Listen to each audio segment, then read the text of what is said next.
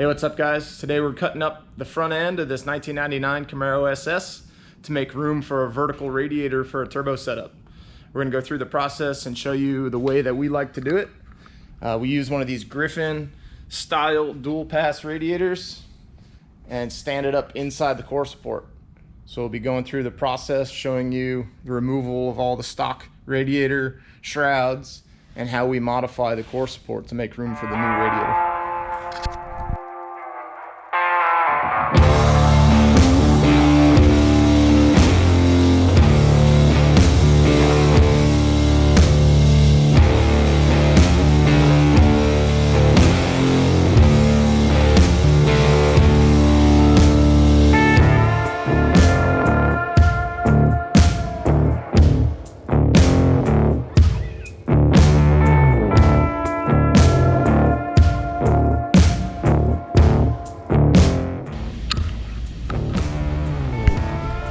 Radiator's out, stock shrouds out, the lid and the intake is all out. This car already has tucked wiring, so it makes this a little bit different. The bottom of the radiator will be sitting down here where the stock radiator sat, but because of the way they have this wiring run, we may be able to leave it here. Typically you have to extend it and you run it on the back side of the radiator, but it looks like we have clearance there. We'll have to see once we get it in if we have enough clearance on the side. You also have to be mindful that your derail fans that are going to be mounted on the front will clear. Sometimes you need to trim a little bit around the hood latch bracket on either side to clear the fans. But we'll see where we end up. So what we need to do now is we're going to mark the back side of the core support where it's going to be cut. What you end up cutting is basically from here up, and you're going to split the top to leave the top core support intact. That way this covers up the radiator, and then we're only going to have a notch either on this side or this side depending where the radiator cap is. That way it gives you a lot cleaner installation. And then we make a aluminum hold down that holds the top of the radiator that takes advantage of the two lid mounting holes, and it gives you a pretty clean installation.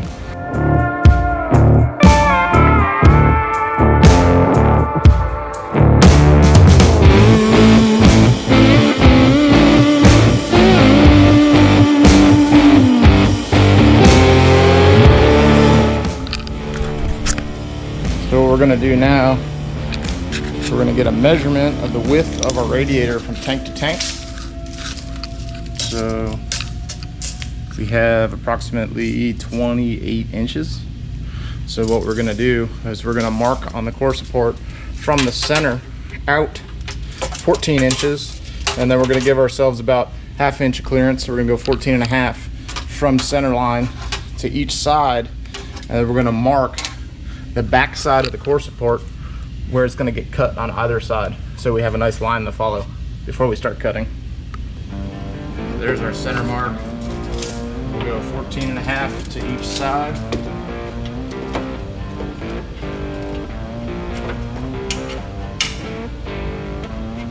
Normally it ends up being just where the core support starts coming angled out. You have about 13 3/4 to this flat spot, so we'll end up being just past there. Get our 14.5 mark. 14.5 that way, 14.5 this way. This way everything looks nice and symmetric from the top view. So once you have your marks for the widths, make sure you didn't do any dumb math. So I have 29 inches opening, so you should give me a ½ inch on either side of the radiator. Get a straight line here to follow, and a straight line here to follow.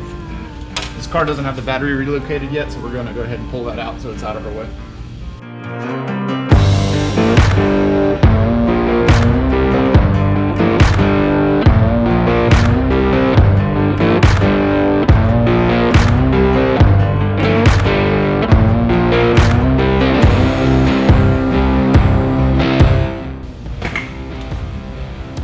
So you can make your two vertical cuts. I like to try to stay inside the line a little bit so I can just come back and clean it up with a flapper wheel. Not that big of a deal. Now what you need to cut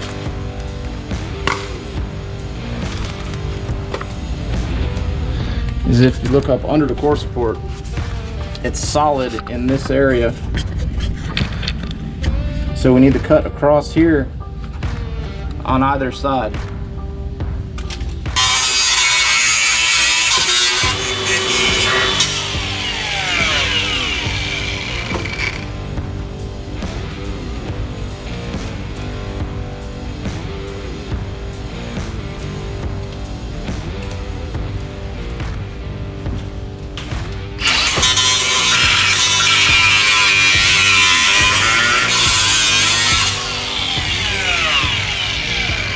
We may end up doing here to give us a little more clearance. Let's go ahead and cut the top side.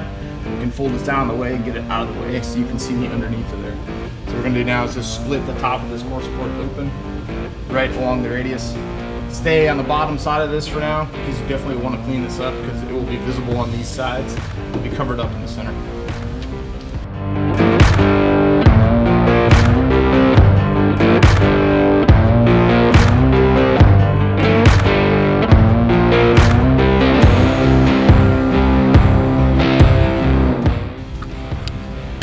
So once we have the top slid all the way across here, we should be able to bend this down to give it some more room. Now it's still going to be connected in the corner, so it's a little difficult, but you could split it to get it out of the way. It gives you some more room to work from the bottom.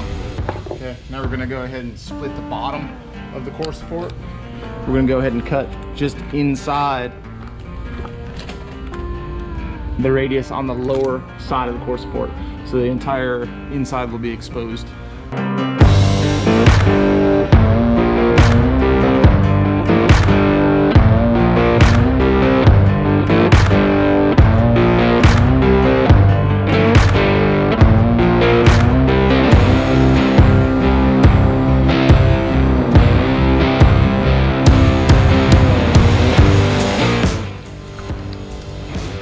Drop the latch assembly down. That way you don't have to disconnect the cable and get it out of your way. Get that out of there. You have a lot more room to work here.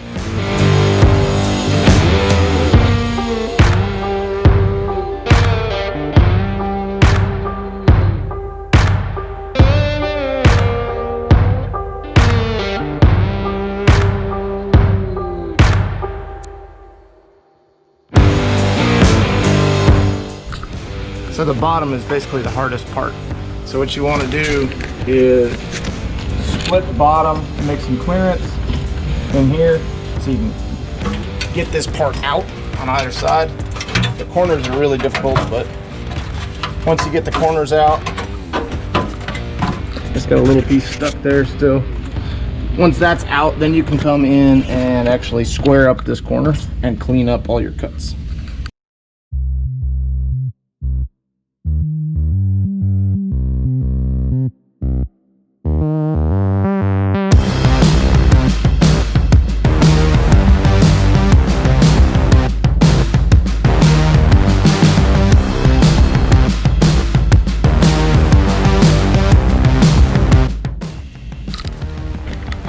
You get your corners cleaned up, corners rounded, nothing sharp.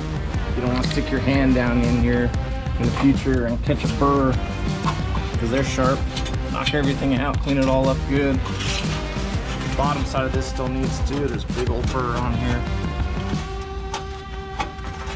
But we can get ready to drop the radiator in and see if we need to knock any corners open.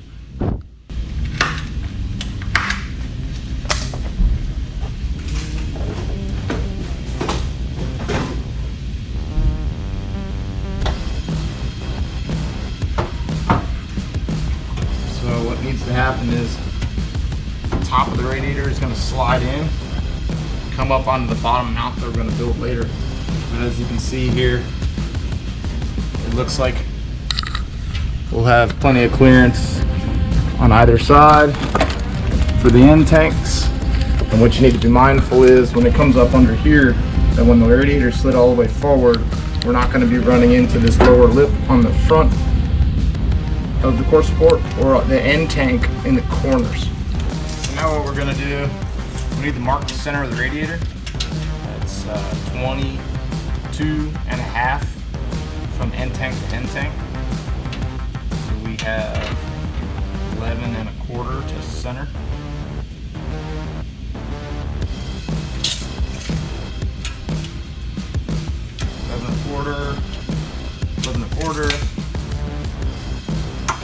we already have our center mark on the core support here. So that's where our center of the radiator will end up being. So go ahead, set it in place, and then we're going to mark the center of the radiator cap, the center line of the radiator cap, where it'll end up going. What we're going to end up doing is using a hole saw to cut a hole here and then knock the ends out to make a oval hole. That way we'll have clearance for this to come in, and the radiator neck is actually going to protrude up through the core support, and the cap will be on here. It'll be the only thing showing that the radiator is in the core support.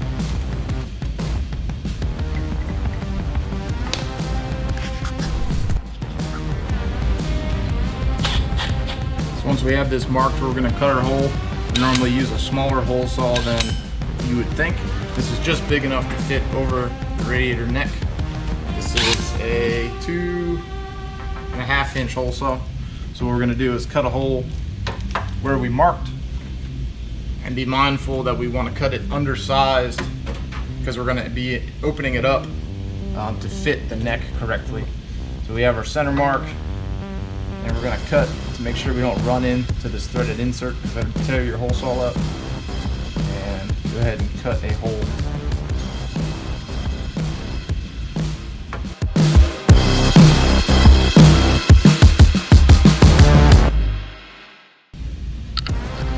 Alright, so that gives us a pretty good base to work with right there. So what'll end up happening is this will be a notch just for the radiator cap. So we went a little undersized so we can massage that hole into an oval, straighten out these ends so we can tilt the radiator in place, and we want to enlarge it slightly so we can make up for this little hole that was there factory. You don't have to deal with that hole if you don't use a dual pass radiator and the cap's on this side. But since this is getting either a T6 or a twin kit, the dual pass with both hose inlets on the passenger side make hose riding a little easier. So we'll knock this out and we'll stand the radiator up into place.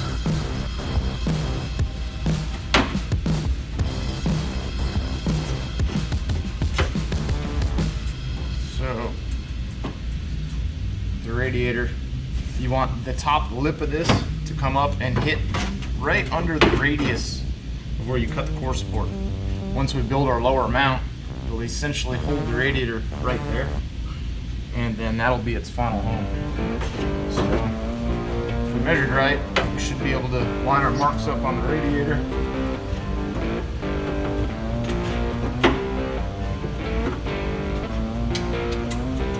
Hold it in place.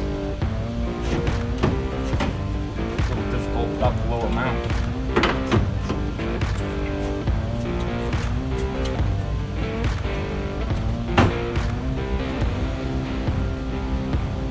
And you can see how it will look. The neck with the only opening here.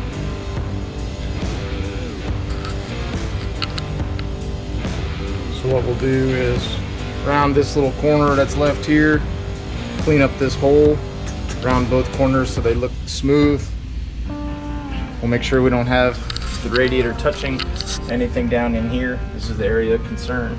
You don't want to poke a hole in the end tank. You don't want these corners over here rubbing on the tanks.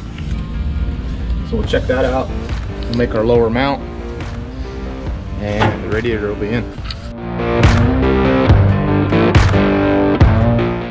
Alright, so for the lower mount, you just need to use 2 pieces of 1-inch angle iron, drill a few holes for the mount, and they get welded together.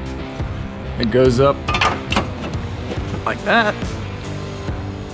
And then you can either self-tapper this into the lower radiator support, or you can drill and tap some holes to mount it. So we're gonna do that now. So once you get the lower bolted in, gives you a place to hold the bottom of the radiator. There's a bunch of different ways to do it. This is pretty simple. So once you get all your corners cleaned up, nothing rubs, everything's test fit, shoot a little paint on it, keep everything from rusting. In the corners you can't see, on the bottom of the core support. It's ready to go back together.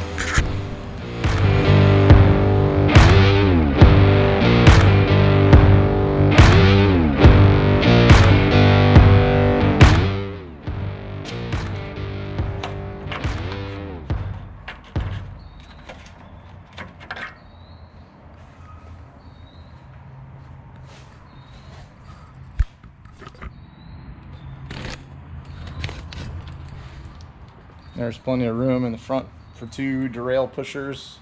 It's easier to put them on first and then put the hood latch back in. Unfortunately, we forgot to get some good footage of the finished product, so I contacted the owner over at Horsepower Factory and had them send us some video to add here at the end. I will go ahead and put their Instagram tag here on the video, as well as the Instagram tag for the shop, so that you can keep up with all future projects.